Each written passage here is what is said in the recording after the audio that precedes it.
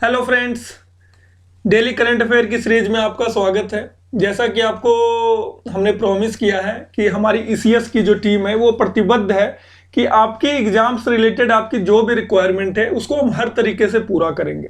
उसके लिए हमारा 60 दिन पूरा जीएस का प्रोग्राम चल रहा है, जिसमें जो पूरा की पूरा फ्री है। ऐसा प्रोग्राम बहुत कम ही आपको मिलेगा पूरे इंटरनेट पे, जहाँ पूरी एक टीम आती है और आपको हर सब्जेक्ट के एक्सपर्ट आपको हर सब्जेक्ट फ्री में पढ़ाते हैं।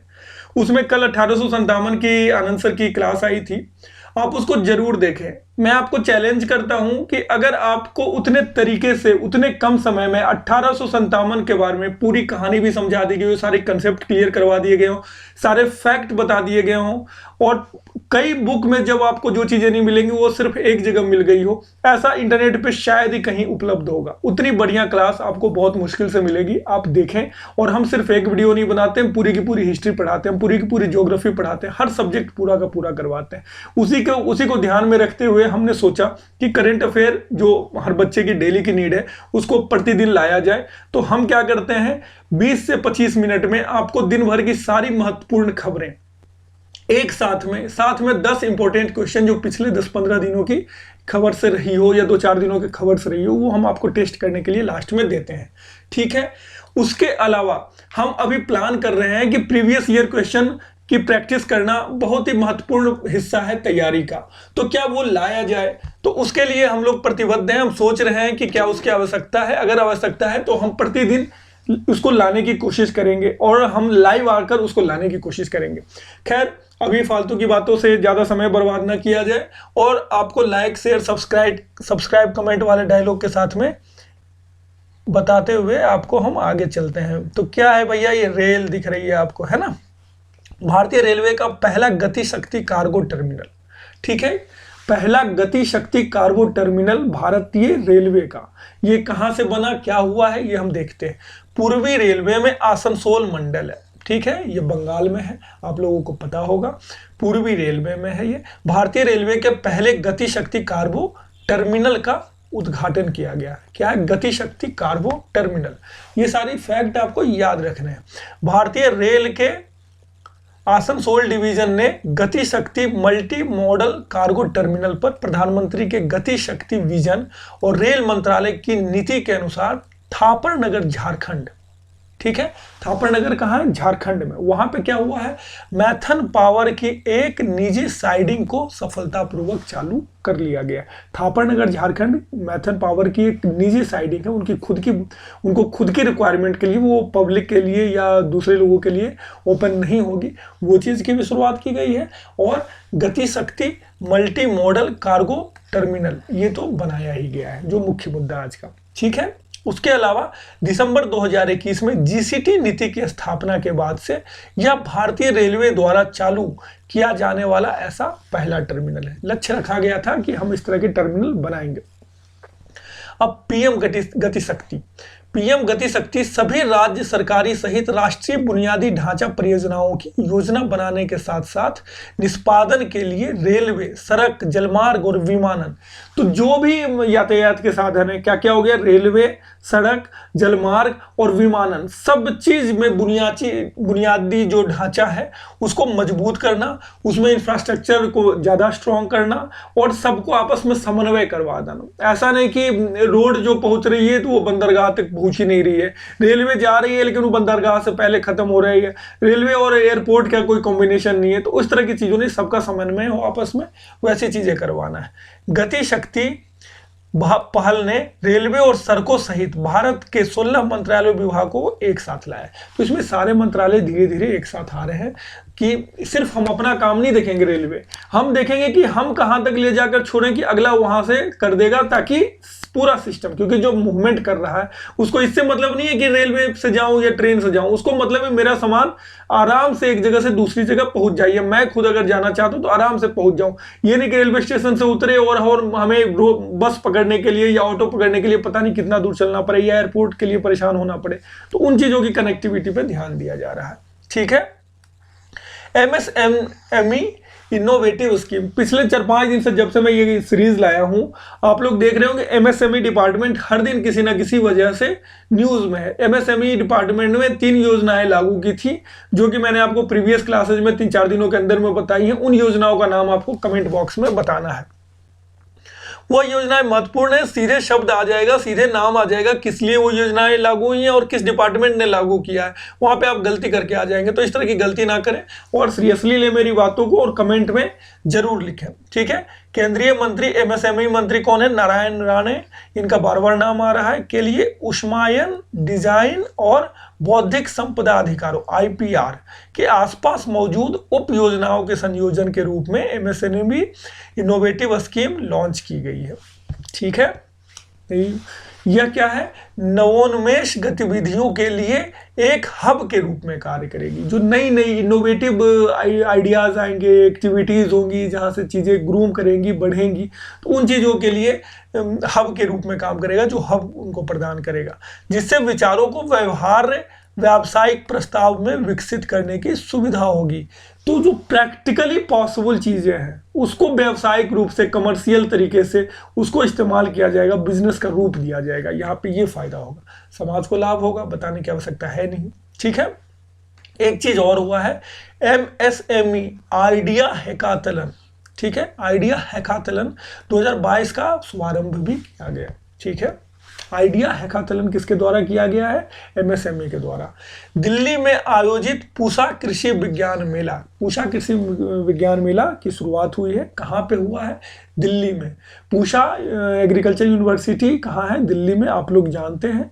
लेकिन बेसिकली कहाँ से है ये पूसा? जो शब्द है पूसा, ये बिहार का समस्तीपुर एक जिला है, उसके पास में पूसा एक जगह है, ठीक है। वहाँ पे बहुत पुरानी यूनिवर्सिटी, एग्रीकल्चर यूनिवर्सिटी बनाई गई थी। वहाँ से जब इसका विकास हुआ उस यूनिवर्सिटी का, तो रिक्वायर्ड हुई कि दिल्ली में क्यों ना बनाया जाए, तो उसी का एक्सटेंशन करके दिल्ली में ले जाया गया। तो उस जगह का नाम भी पूसा ही रख दिया गया। पूसा कोई गांव है समस्तीपुर में, लेकिन चूंकि दिल्ली में लाया गया और वहीं से उसको उठा कर लाया गया, पूसा में भी अभी भी है, तो जब वहाँ लाया गया तो उसका नाम भी, दिल्ली में भी उस यूनिवर्सिटी का नाम पूसा ही रखा गया है, ठीक है। तो पूसा कृषि विज्ञान मेला 2022 का आयोजन 9 से 11 मार्च 2022 तक पूसा संस्थान के मेला मैदान में किया गया। इसका किसने उद्घाटन किया? तो ऑब्वियसली जो इस विभाग के मंत्री होंगे, नरेंद्र सिंह तोमर जी, उन्होंने ही किया होगा, ठीक है। तकनीकी ज्ञान के माध्यम से आत्मनिर्भर किसान इस मेले का मुख्य विषय है। मुख्य विषय क्या है? तकनीकी ज्ञान के माध्यम से आत्मनिर्भर किसान। हम जानते हैं कि भारत में जो कृषि है वह बहुत ही कम टेक्नोलॉजी पे आधारित है। लोग खुद से मेहनत करते हैं, मजदूरी करते हैं, अपना समय लगाते हैं और उत्पादन उस हिसाब से, मेहनत ज़्यादा होता है और उत्पादन कम होता है। अगर हम टेक्नोलॉजी को लाएं, शामिल करें, नवाचार का इस्तेमाल करें, नई नई टेक्नोलॉजी जो एग्रीकल्चर के फील्ड में हो रही है उसका इस्तेमाल करें, तो जल्दी कम मेहनत में ज़्यादा लाभ पाया जा सकता है। तो उसी चीज़ को यहाँ पर मुद्दा बनाया गया है, ठीक है। ICAR, भारतीय कृषि अनुसंधान संस्थान, ये नाम जो है आप रट लें, ये हर 5वें 7वें दिन आपको कहीं ना कहीं सुनने को मिल जाएगा। ये कृषि के क्षेत्र में भारत के अनुसंधान का संस्थान है, ठीक है। द्वारा इस 3 दिवसीय कृषि मेले का आयोजन किया गया, ठीक है। पूसा कृषि विज्ञान मेला का आयोजन किसने किया? तो ICAR ने किया। दिल्ली में शुरू हुआ साहित्योत्सव। साहित्योत्सव क्या है भाई? कहाँ से शुरू हुआ, क्या इसकी उपलब्धि है, क्या है, वो सारी बातें हम जानेंगे। तो साहित्य अकादमी, आप लोग हर वर्ष करंट अफेयर में याद करते होंगे, इस वर्ष साहित्य अकादमी पुरस्कार हिंदी में इनको मिला, इस लोकल लैंग्वेज में इनको मिला, इस भाषा में इनको मिला। तो साहित्य अकादमी जो है इंडिया की बहुत ही स्थापित संस्था है, मिनिस्ट्री ऑफ कल्चर के द्वारा भी प्रमाणित है, और ये हर साल साहित्य को बढ़ावा देने के लिए, लिटरेचर को बढ़ावा देने के लिए तरह तरह के कार्यक्रम आयोजित करती रहती है, ठीक है। तो उसमें इस बार इसने क्या किया है? साहित्योत्सव के नाम से अपने साहित्य का उत्सव मनाया है, ठीक है। यह समावेशी साहित्य उत्सव है और यह दिल्ली में चल रहा है फिलहाल, ठीक है। 75वें वर्षगांठ है इस बार, आपको मालूम है कि 75वां वर्षगांठ है आज़ादी का अमृत महोत्सव भी बोला जाता है उसको। तो उसके आधार पे इसलिए इसका थीम क्या रखा गया है, स्वतंत्रता आंदोलन पे। उससे रिलेटेड इसमें चीज़ें ज़्यादा आएंगी, उसको मतलब प्रमुखता से रखा जाएगा। उससे रिलेटेड जो भी साहित्य की रचना हुई है उसको इस बार ज़्यादा इसमें पढ़ा जाएगा, ज़्यादा बढ़ावा दिया जाएगा। ठीक है, उद्घाटन कौन करेंगे, तो संस्कृति मंत्री करेंगे। संस्कृति मंत्री कौन है इस बार, अर्जुन राम मेघवाल। ठीक है, 24 मान्यता प्राप्त अकेडमी द्वारा मान्यता प्राप्त 24 भारतीय भाषाओं का प्रतिनिधित्व 26 युवा लेखक करेंगे। द राइज ऑफ इंडिया कार्यक्रम, the rise of young India कार्यक्रम के में भाग लेंगे। ठीक है, अब ये जो आप चीज़ देख रहे हो, अगर सर्जिकल स्ट्राइक जैसी मूवी देखोगे तो वहाँ भी ड्रोन का रोल देखते हो आप। अगर आप क्या कहते हैं बॉर्डर और डिफेंस से रिलेटेड चीज़ों में इंटरेस्ट है तब भी आप ड्रोन का रोल देखते हो। अगर इन चीज़ों में नहीं इंटरेस्ट है, आपका नई नई टेक्नोलॉजी में इंटरेस्ट है तब भी आप ड्रोन देखते हो। शादी ब्याह के फंक्शन में कैमरा और उन चीज़ों में ड्रोन का इस्तेमाल देखते हो। घूमने जाते हैं लोग तो ड्रोन कैमरा लेके जाते हैं। तो 50 तरह की ड्रोन के थ्रू लोग विजिलेंस करते हैं, नज़र रखते हैं अपने खेत के ऊपर में, अपनी संपत्ति के ऊपर में। तो ड्रोन का बहुत ज़्यादा इस्तेमाल हो रहा है, बहुत तेज़ी से इसका इस्तेमाल बढ़ रहा है। ठीक है, और हर फील्ड में अब इसकी दिख रही है कि ज़रूरत है और ये किया जा सकता है। ठीक है, तो अभी हमारे केंद्रीय नागरिक उड्डयन मंत्री कौन है, ज्योतिरादित्य सिंधिया। आपको पता भी है कि इनका बैकग्राउंड मध्य प्रदेश का है। तो इन्होंने क्या किया है, मध्य प्रदेश के ग्वालियर में, सिंधिया का बैकग्राउंड भी ग्वालियर से है, ग्वालियर घराने के हैं ये, ग्वालियर के मतलब राजा रह चुके हैं, महाराजा रह चुके हैं इनके खानदान में लोग। तो इन्होंने वहीं पे मुख्यमंत्री शिवराज सिंह चौहान और दोनों मिलकर उन्होंने मध्य प्रदेश में ग्वालियर में ड्रोन स्कूल का उद्घाटन किया।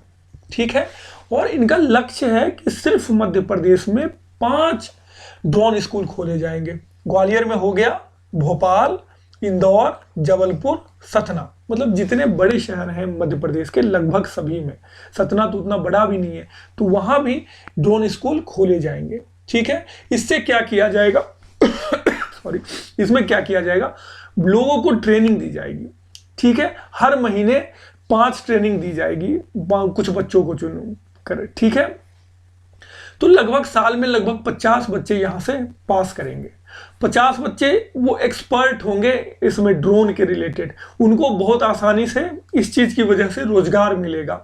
ऐसे ऐसे जब 5 इंस्टीट्यूट खुल जाएंगे तो लगभग 250 बच्चे हर वर्ष इस फील्ड में मध्य प्रदेश में तैयार होंगे, जो इस टेक्नोलॉजी को आगे बढ़ाएंगे, उसका इस्तेमाल करेंगे, आम जन के लिए इस्तेमाल में लाएंगे और उनका स्किल डेवलपमेंट होगा और रोजगार भी उनको मिलेगा। मध्य प्रदेश के बारे में जब हम बात करें तो मध्य प्रदेश के राज्यपाल कौन है, मंगू भाई सी पटेल। मुख्यमंत्री शिवराज सिंह चौहान है, यह बताने की आवश्यकता नहीं थी। 6 भारतीय हवाई अड्डों को ACI वर्ल्ड के ASQ अवार्ड 2021 में जगह मिली। तो ACI वर्ल्ड के ASQ क्या करते हैं, ये अलग अलग हवाई अड्डों का पूरे विश्व भर में देखते हैं कि किसने बढ़िया काम किया है, किसकी हैंडलिंग बहुत अच्छी है, अलग अलग कैटेगरीज बना रखी हैं, किनके यहाँ कितने पैसेंजर्स ट्रैवल करते हैं उसके हिसाब से अलग उनकी बना रखी है कैटेगरी, और उसके आधार पे वो बताते हैं कि कौन सा अच्छा है। तो आकार और क्षेत्र के आधार पे सर्वश्रेष्ठ हवाई अड्डों को चुना गया है। तो आकार क्या है, हाँ इसमें क्या है, एशिया प्रशांत क्षेत्र में जो चुना गया है प्राइज देने के लिए, उसमें भारत के 6 हवाई अड्डों ने पुरस्कार जीता है।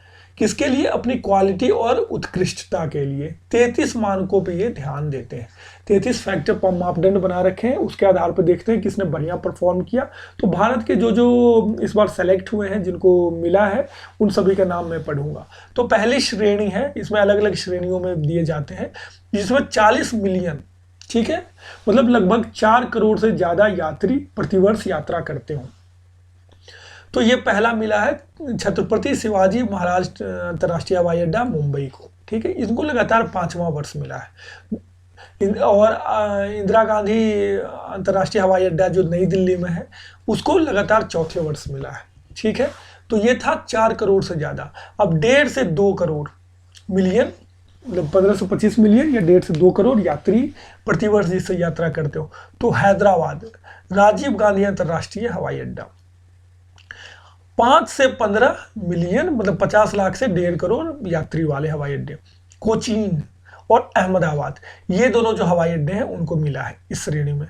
और 2 से 5 मिलियन यात्री जिससे ट्रैवल करते हो तो चंडीगढ़ उस कैटेगरी में उसको मिला है। ठीक है, अब हम अगली खबर की तरफ बढ़ते हैं।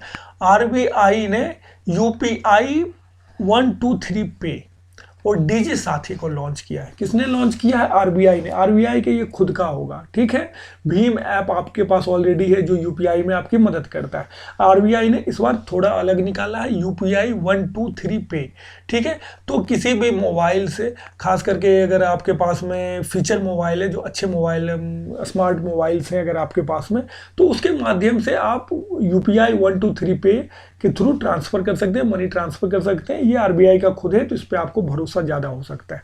एक और चीज़ है, इन्होंने क्या किया है साथ में, अक्सर होता है कि हमें समस्याएं फंस जाती हैं, पैसा ट्रांसफ़र नहीं हुआ, हमारे अकाउंट से कट गया, अगले में नहीं पहुंचा, तो इस तरह की जो समस्याएं आती हैं, कभी और तरह की बातें हो जाती हैं। उसके लिए इन्होंने क्या किया है, डीजी साथी, ठीक है, कि डिजिटल भुगतान के लिए 24x7 मतलब 24x7 आपको एक हेल्पलाइन मिलेगा जहां आपको किसी भी प्रकार की समस्या आती है तो वहां से संपर्क कर सकते हैं। तो कस्टमर केयर की फैसिलिटी एक तरीके से मिल जाएगी।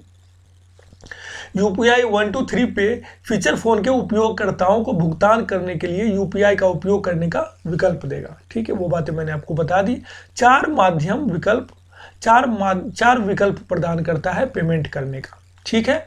डीजी साथी के बारे में मैंने आपको बता दिया कि ये आपको 24x7 होगा और 2 भाषाओं में फिलहाल उपलब्ध है, अंग्रेजी और हिंदी में। बी अवेयर, ठीक है। जैसे बीवेयर वर्ड आ गया, आपको क्या समझ में आएगा, ये अलर्ट कर रहा है आपको।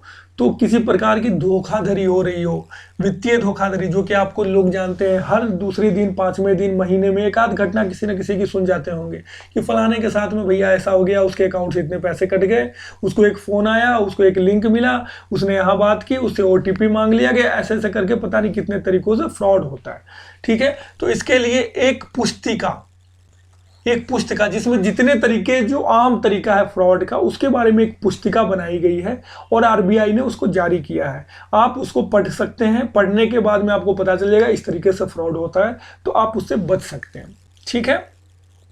वित्तीय लेन देन के लिए है ये, जैसा कि मैंने आपको बताया। आरबीआई कहता है जानकार बनिए, सतर्क रहिए, रहना चाहिए। इस पुस्तिका का उद्देश्य डिजिटल भुगतान और अन्य वित्तीय लेन देन करते समय भोले भाले ग्राहकों के साथ होने वाले विभिन्न प्रकार के वित्तीय धोखाधड़ी के जो मैंने आपको सारी बातें, बुकलेट क्या क्या कंटेन करेगा, SIM swap, phishing link, lottery, नकली ऋण वेबसाइटों और डिजिटल ऐप, इस तरह की जो चीज़ें हैं, ठीक है, उसके बारे में आपको बता देगा कि वो किस तरीके से धोखा करते हैं। आरबीआई का मुख्यालय कहाँ है? मुंबई। आरबीआई की स्थापना कब हुई? 1 अप्रैल 1935। गवर्नर कौन है फिलहाल? शशिकांत दास। अरे इसका तो रोज का काम है। का चचा ना कुछ कीजिएगा, हमेशा ऐसे रहिएगा। चलिए ठीक है। पाकिस्तान फिर से FATF की ग्रे लिस्ट में शामिल, ठीक है। पाकिस्तान क्या है, इस लिस्ट से उबर ही नहीं पा रहा। FATF क्या है, नाम पढ़ेंगे आपको अपने आप पता चल जाएगा क्या है। ग्लोबल मनी लॉन्ड्रिंग और टेररिस्ट फाइनेंसिंग वॉचडॉग है ये। क्या है?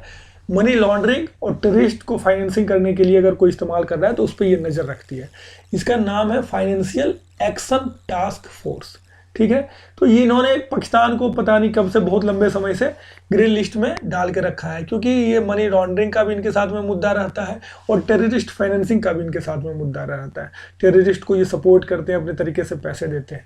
इस बार की क्या खास बात है, पाकिस्तान तो है ही, UAE संयुक्त अरब अमीरात भी इस लिस्ट में शामिल हो गया है, ठीक है। इसके बाद में आप पे कई तरह की रोक लगती है, कई तरह के जो आपको बेनिफिट्स मिलने चाहिए तो दुनिया के दूसरे देशों से, एजेंसीज से, वो आपके कर्टेल हो जाते हैं, कम हो जाते हैं। आपको बहुत तरह के प्रतिबंधों का सामना करना पड़ता है। 1 से 4 मार्च को ये लोग डिसाइड करते हैं कि किसको देना चाहिए, नहीं देना चाहिए। ये कहाँ हुआ है? पेरिस के, फ्रांस के में हाइब्रिड मोड में हुआ है, ठीक है। पाकिस्तान को 2018 से लेके अभी तक ग्रे लिस्ट में ही रखा गया है। एफएटीएफ की स्थापना कब हुई? 1989 में। एफएटीएफ के सदस्य कितने हैं? 39। एफएटीएफ मुख्यालय कहाँ है? पेरिस, फ्रांस में, जहाँ पे आप देख रहे हैं मीटिंग हुई है। इसके अध्यक्ष कौन है? टी राजा कुमार। लेकिन कहाँ के हैं वो? भारत के नहीं है, सिंगापुर के हैं। टी राजा कुमार एफएटीएफ के अध्यक्ष हैं, लेकिन भारत के नहीं है, सिंगापुर के हैं। ठीक है, सिंगापुर में बहुत ज़्यादा साउथ इंडियन मूल के लोग, भारतीय मूल के लोग वहाँ पे रहते हैं, तो नाम आपको कई बार ऐसे तरह के मिल जाएंगे। मोबाइल वर्ल्ड कांग्रेस, मोबाइल को लेके कांग्रेस हुई, एक मीटिंग हुई। ठीक है, मोबाइल के क्षेत्र में जो जो चीज़ें हो रही हैं उसके लिए। कहाँ हुआ ये हुआ बार्सिलोना, स्पेन में। इसमें क्या हुआ? 5G पर ध्यान केंद्रित करना इनका लक्ष्य है, और इनका लक्ष्य है कि 2022 में 5G अपनाने से वैश्विक स्तर पर 5G कनेक्शन 1 बिलियन तक पहुंच जाएगा। ठीक है, तो इससे वैश्विक जीडीपी 5% बढ़कर $5 ट्रिलियन हो जाएगी 2025 में, 5G नेटवर्क में वृद्धि की वजह से। ये इतनी कनेक्टिविटी फास्ट कर देगा, ये जो चीज़ें स्लो हो रही थी उसमें इतनी गति ला देगा कि ये चीज़ें बेहतर हो जाएंगी। ठीक है, अब जो महत्वपूर्ण 10 क्वेश्चन है। सेबी ने ऋण प्रतिभूतियों, ठीक है, डेट सिक्योरिटीज में सार्वजनिक निगम में आवेदन करने वाले खुदरा निवेशकों के लिए निवेश सीमा बढ़ा दी है। नई सीमा क्या है? तो नई सीमा है 5 लाख रुपए। ठीक है, प्रतिभूति सेबी ने यूनिफाइड पेमेंट इंटरफेस तंत्र के माध्यम से धन को अवरुद्ध करने की सुविधा के साथ ऋण प्रतिभूतियों के सार्वजनिक मुद्दों में आवेदन करने वाले खुदरा निवेशकों के लिए निवेश सीमा को 2 लाख रुपए से बढ़ाकर 5 लाख रुपए कर दिया जाएगा। 2 लाख भी ऑप्शन में है, लेकिन ये पहले था, अभी कितना हो गया है? 5 lakh. WHO global centre for traditional medicine, ये मैंने 2-3 दिन के अंदर में पढ़ाया, आपको इसका उत्तर देना चाहिए। तो ट्रेडिशनल मेडिसिन के लिए भारत में WHO ने कहाँ पे स्थापित किया गया? भारत ने कहाँ मंजूरी दी है उनको? जामनगर में दिया गया है। ठीक है, ये एक लौता है भारत का जो वह WHO का global centre for traditional medicine की मंजूरी दी गई है। किस बैंक ने वाइस से UPI पेमेंट सर्विस के लिए सॉफ्टवेयर कंपनी टोनटैक के साथ भागीदारी की है? ठीक है, तो ये NSDL पेमेंट बैंक है, इन्होंने किया है। ठीक है, SL नारायणन किस खेल के भारतीय खिलाड़ी हैं? ये भी मैंने अभी बताया है। इसमें मैंने बताया था शतरंज में इटली में आयोजित ग्रैंडेस्काची कैटोलिका इंटरनेशनल ओपन में विजेता घोषित हुए हैं। प्रथम प्राइज भी भारतीय को मिला था। कौन थे? SL नारायणन। और सेकेंड प्राइज भी भारतीय को ही मिला था। कौन थे वो? उसका नाम आपको, उनका नाम कमेंट में बताना है। नोट्स बनाएंगे तभी आपको ये चीज़ें होंगी, नहीं तो फिर पिछला PDF और पिछले वीडियोज जाके ढूंढने पड़ेंगे मेरे। इसलिए मैं बार बार बोलता हूँ, जो वीडियोज आपको पढ़ाई जा रही है उसके नोट्स जरूर बनाएं। यह प्रश्न भी मैंने आपको पढ़ाया हुआ है जो पिछले कुछ दिन के करंट अफेयर में। भगवान बुद्ध की भारत की शयन मुद्रा में सबसे बड़ी मूर्ति किस तीर्थ स्थल पर बनाई गई है? ठीक है, तो ये बोध गया में बनाया गया है। 100 फीट था ना लंबाई और 30 फीट ऊंचाई। किस राज्य के मुख्यमंत्री ने 150.4 करोड़ रुपए की लागत से निर्मित भारत के सबसे बड़े तैरते सौर ऊर्जा संयंत्र का उद्घाटन किया? ये भी आपको कल परसों ही बताया गया है। सारी चीजें अभी बताई हुई, अब ये चीजें आपकी रिवाइज होने लगेंगी। ठीक है, जो बताई जा रही है, जो महत्वपूर्ण खबरें हैं खास करके उसको जरूर रिवाइज करवाऊंगा आपको क्वेश्चन के माध्यम से। तो ये तमिलनाडु में हुआ था, है ना, फोटो भी दिखाई गई थी आपको। तैरती हुई सौर ऊर्जा क्या होती है वो भी बताया गया था आपको। अंतर्राष्ट्रीय पैरालंपिक समिति ने यूक्रेन में युद्ध के कारण बीजिंग 2022 शीतकालीन पैरालंपिक के लिए रूसी और बेलारूस के एथलीट की प्रविष्टियों पर प्रतिबंध लगा दिया गया था। ये न्यूज बताया गया था आपको। तो IPC का मुख्यालय कहाँ है? IPC का मुख्यालय बॉन, जर्मनी में है। ठीक है, ल्यूपिन लिमिटेड की महिला हृदय स्वास्थ्य जागरूकता पहल शक्ति अभियान। शक्ति अभियान क्या है? महिला हृदय स्वास्थ्य जागरूकता पहल के ब्रांड एम्बेसडर के रूप में किसे नियुक्त किया गया है? तो मैरी कॉम को नियुक्त किया गया है, MC मैरी कॉम। ठीक है, ये 6 बार की विश्व मुक्केबाजी चैंपियन है, आप लोगों को पता है। इनको ब्रांड एम्बेसडर बनाया गया है। धूम्रपान निषेध दिवस कब मनाया जाता है? ये भी आपको बताया गया था मार्च के दूसरे बुधवार को। इसका दिन फिक्स नहीं होता, मार्च का दूसरा बुधवार जिस दिन भी होगा उस दिन धूम्रपान निषेध दिवस मनाया जाता है। रफीक तरार का हाल ही में निधन हो गया। वह कौन थे? वह पाकिस्तान के पूर्व राष्ट्रपति भी थे और उसके पहले सुप्रीम कोर्ट के न्यायाधीश भी रह चुके हैं। ठीक है, 92 वर्ष की उम्र में लंबी बीमारी के बाद में निधन हो गया। तो अब लाइक शेयर सब्सक्राइब कमेंट वाली बातें बोलना अच्छा लगता है क्या? कर दिया करो। और अगर वीडियो अच्छी लगती है तो शेयर भी करें, लोगों तक पहुंचाएं, उसका लाभ लोग अन्य लोगों को भी पहुंचाएं। बाकी वीडियो जो है हमारी उसको भी देखें। धन्यवाद। Good bye bye.